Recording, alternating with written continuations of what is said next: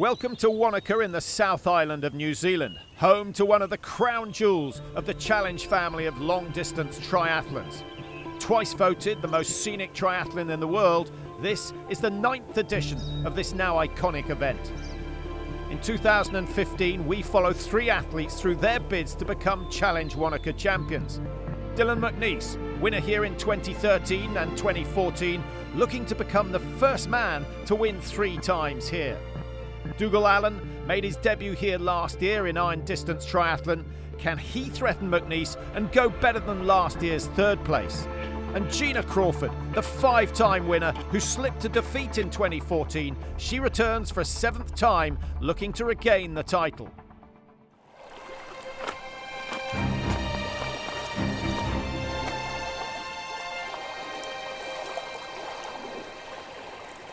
This will be my 7th time racing in Wanaka, and it was one of the first races I did, and I just really loved the race because it's a real challenge. It's actually what I imagined Ironman racing would be when I first started racing, a really individual sport where you don't have anyone around you. It's really all about racing the elements, and you get the wind. Last year it was really, really cold. It can heat up to over 30 degrees on the run. It's just a little bit of everything. You know, a couple of wins in 2013 gave me a lot of confidence at the time, but I really wanted to prove to myself that I could do it year on year. I know I can do it, so I just got to get out there, do the training I know that works for me, and just relax a little bit more. I'd become a bit stale with some of the races I traditionally did at this time of the year, mainly the coast to coast, and the opportunities to improve had sort of diminished in my mind a fair bit. So having finished Challenge Wanaka last year, I knew immediately that all 3 disciplines could be improved, and I spend time running on this course often, and I know what I'm capable of, and I'd definitely like to be a bit faster this year.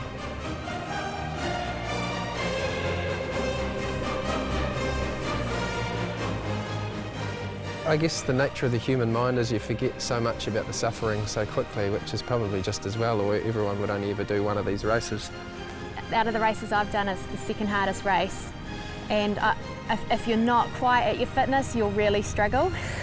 I think you just get a bit more prepared to hurt, I guess. You realise that one day your life isn't that big a deal, and you know, or 4 hours of pain is not really that big a deal either, so you learn to accept that a little bit more.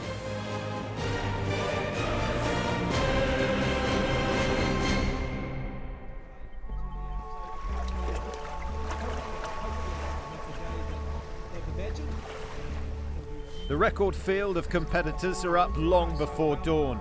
Ahead lies a 226-kilometre course, which despite its scenic beauty, promises to tax the ability of everyone. The conditions in Wanaka are perfect for the race. No wind, warm air and water temperatures of 18 degrees. Many weeks, months, even years of preparation for both the elite and amateur competitors will conclude with a single blast of an air horn.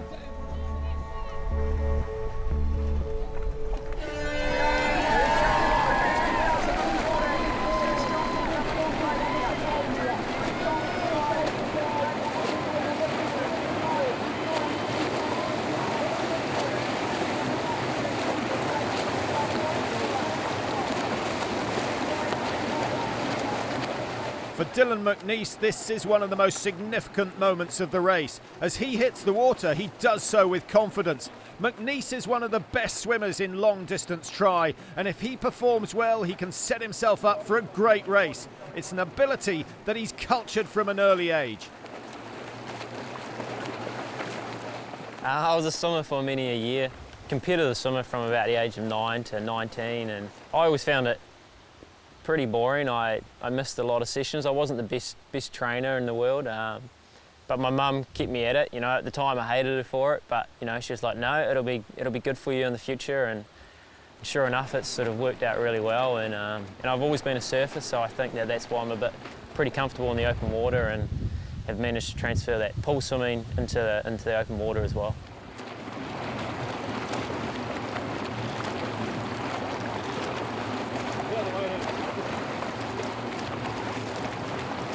you saw me training in the pool, I look completely different. If I'm just cruising along, I breathe, usually breathe every 3, so bilaterally. But when I get into a race, I breathe only to my right, and I kind of have a bit of a swoop, I guess, and it's just what's most comfortable for me when I'm racing. In a triathlon, you have to sight the swim boys as you're going, so I find it easy just to look up when my left arm's coming around, and so I always breathe to my right and check where I'm going when my left arm's coming around. So it's just kind of a habit now, and it feels natural and good. So I'm not going to change it. As the first lap progresses, McNeice opens a decent gap and the pressure moves to the chasers, who must hold on to him. The 25-year-old Australian Michael Fox is swimming well in second, 20 metres ahead of local athlete Braden Curry. The 28-year-old multi-sporter from Wanaka is displaying an ability in the water which comes as a surprise to many. Behind the front three, there's a bunch of 8. And in there are some of the strongest of the male challengers. And as in previous years, Gina Crawford is right with them. This is where she gets her mental game in order, as leading from the front requires a specific focus.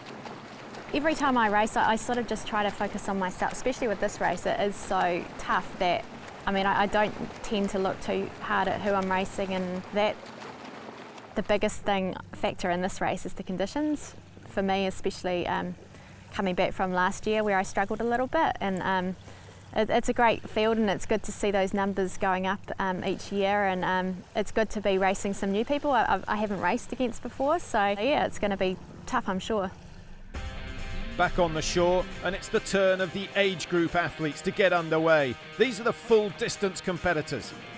In addition, there's a half distance and a team event, and this is what Challenge is all about: participation and providing a platform for people to build on. Over the next 12 hours, a record field of 1,500 athletes from 23 nations will battle their way through the 226-kilometre course.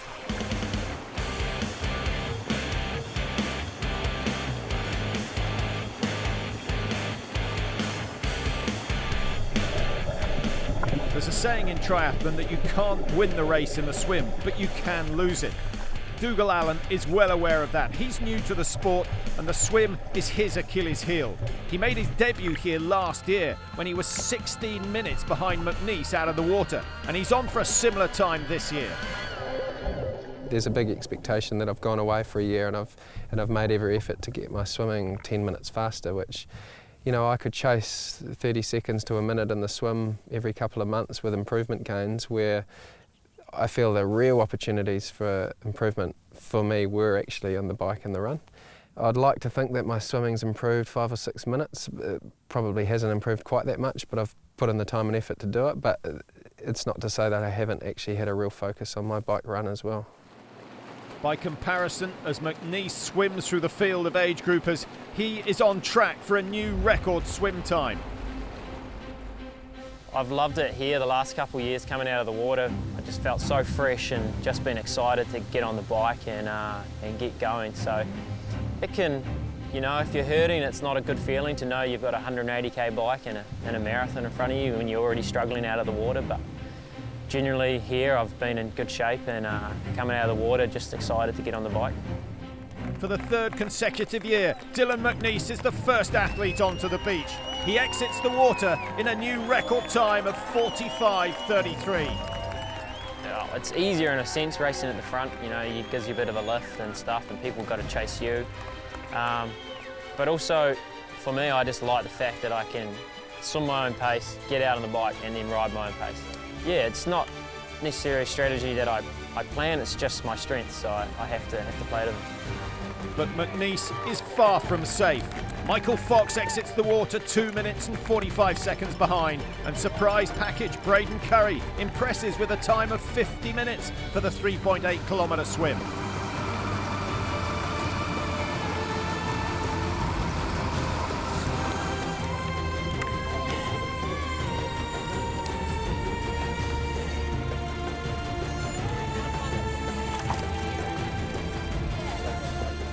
Gina Crawford's bid to regain the Challenge Wanaka title is off to a great start as she exits the swim in 50 minutes and 55 seconds, almost 6 minutes clear of the next pro woman.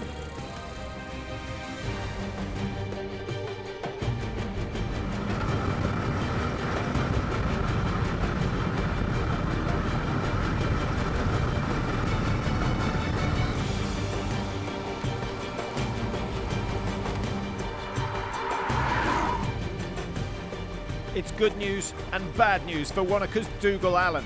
He's a minute quicker out of the swim than in 2014, but the bad news is he's 17 minutes and 8 seconds behind leader McNeice, almost exactly the same gap as last year when he finished third.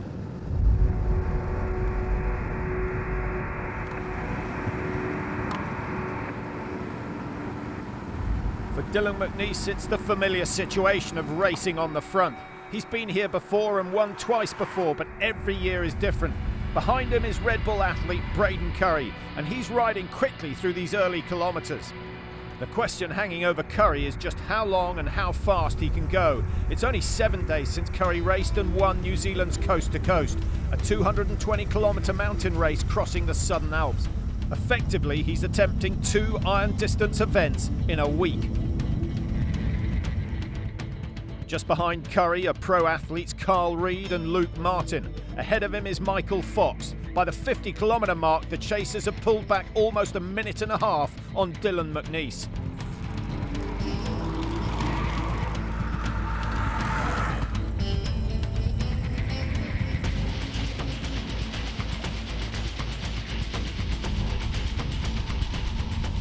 As the end of the first lap approaches, Braden Curry's efforts of a week ago are starting to show. On the outskirts of Wanaka, with almost 100 kilometres of the bike completed, he's caught by Matt Burton and Courtney Ogden. Incredibly, they aren't the only ones making gains. Dougal Allen has ridden through the first 100 kilometres at a blistering pace. Just before the 100k special needs area, Allen passes Curry and moves into third. However, while Curry receives his special needs bag, Dougal Allen rides through without his. This could have serious implications for his race, as the bag contains all his critical nutrition. The mistake I think I made last year was, as soon as I got on my bike, I wanted to see minutes to the leaders reduced. I don't feel this year that I'll be chasing those minutes in the first half of the bike. You know, it's such a cliche, but it's really not over until the finish line, and I can see myself winding things up towards that second half of the race rather than sort of fading as so many athletes can do in this style of racing. If I'm out there on my own in the swim, the bike and even the run, it'll be nothing new to me, and I've got enough kind of experience, I guess, time trialling individually to know that I could still perform well in that situation.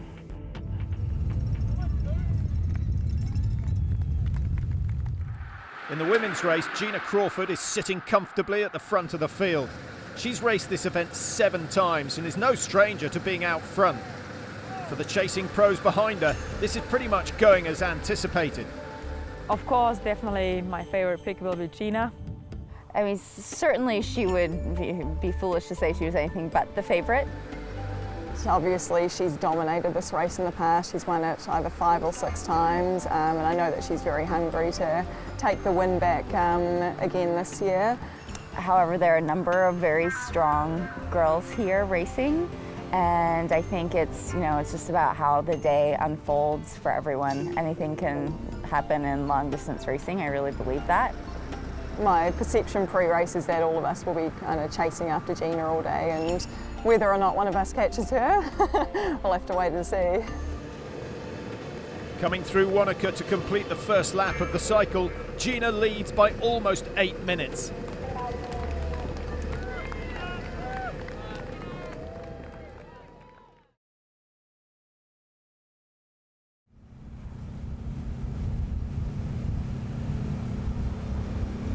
At the halfway stage of the bike, Gina leads by 8 minutes. In the men's event, Dougal Allen is chasing down Dylan McNeice and setting up an epic battle on the run.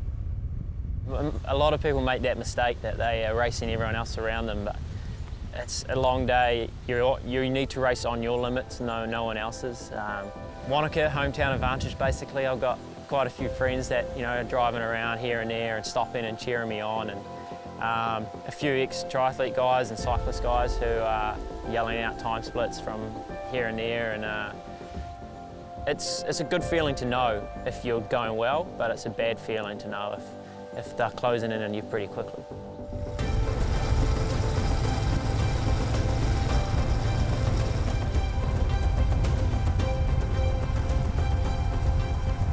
As the two lead athletes head back into Wanaka to complete the second and final lap of the cycle, there are just a few metres between them, and another record has been broken.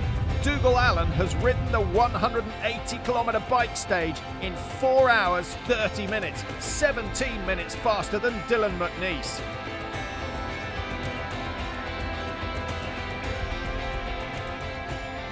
Dylan McNeice set a swim record to establish his lead. Dougal Allen set a new bike record to claw it back. As the two athletes set out onto the run, both know that a victory at Challenge Wanaka is within their grasp. It all comes down to who can run the quickest marathon.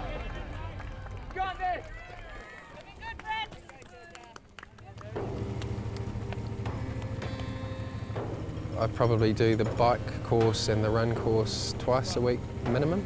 So yeah, I know it really, really well. It's probably not as much as an advantage in this style of racing as it can be in multi-sport and adventure racing courses, but it's got to be an advantage. Run speed, I'd say, is not my strength. I've got a decent marathon on me, but I'm not the fastest out there, but it's good enough to, generally good enough to hold on for hopefully a win here and there, and my running strength is its strength, not its speed. So like a course like this with a few hills and off-road and stuff, it suits me.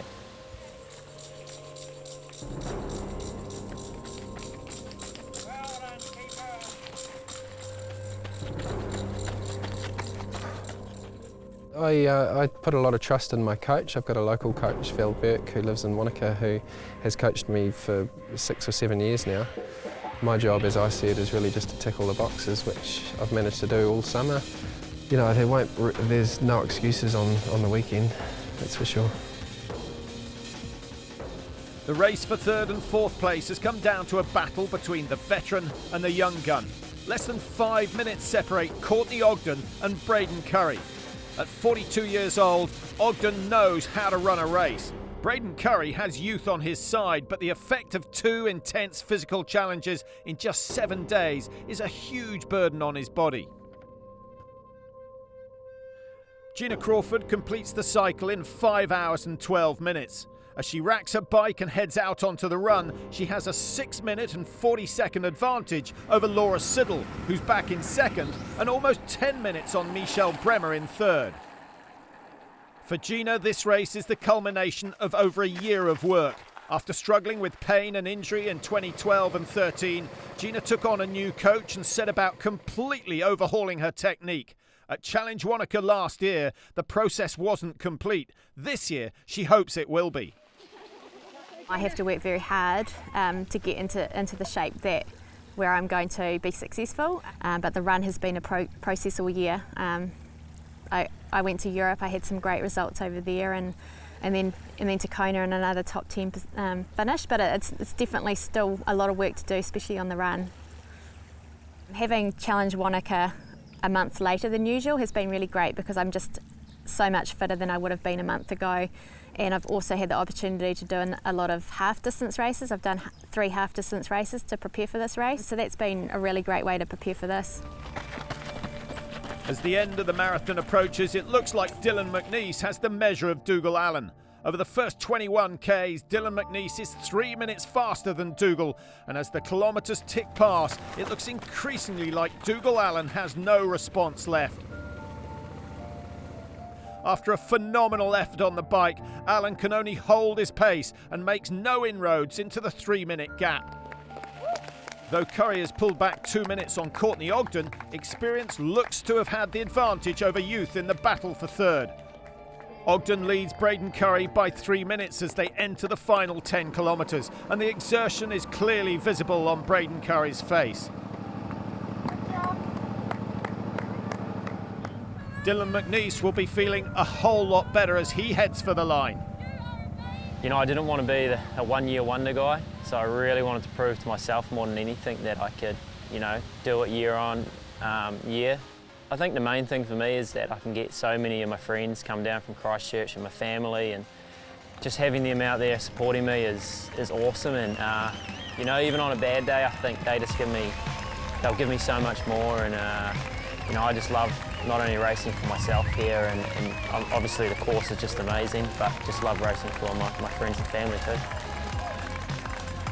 Dylan McNeice crosses the line in a time of 8 hours, 37 minutes and 14 seconds, becoming the first man to complete a hat-trick of wins in this tough, iconic event.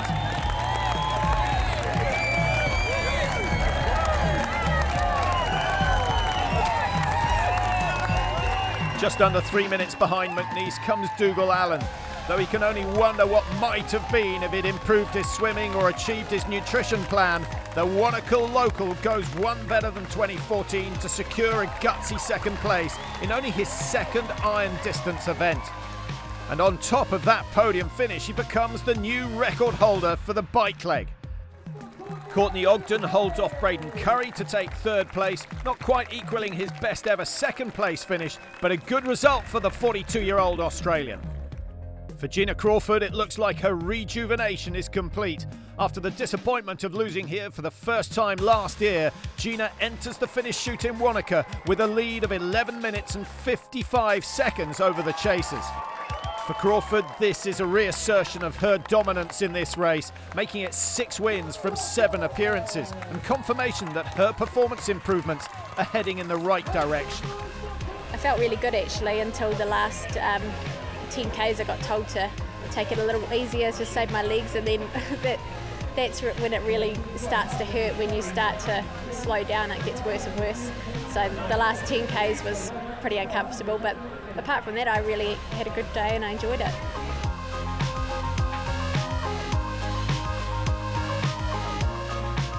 Laura Siddle takes second place in the women's race, 11 minutes and 55 behind Crawford, and Michelle Bremer crosses in third, 9 minutes later.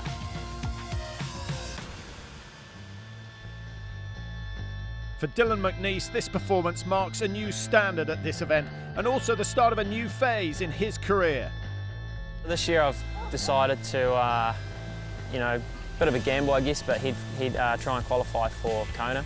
Wanaka will always be on my schedule. Just love the race too much to let it go.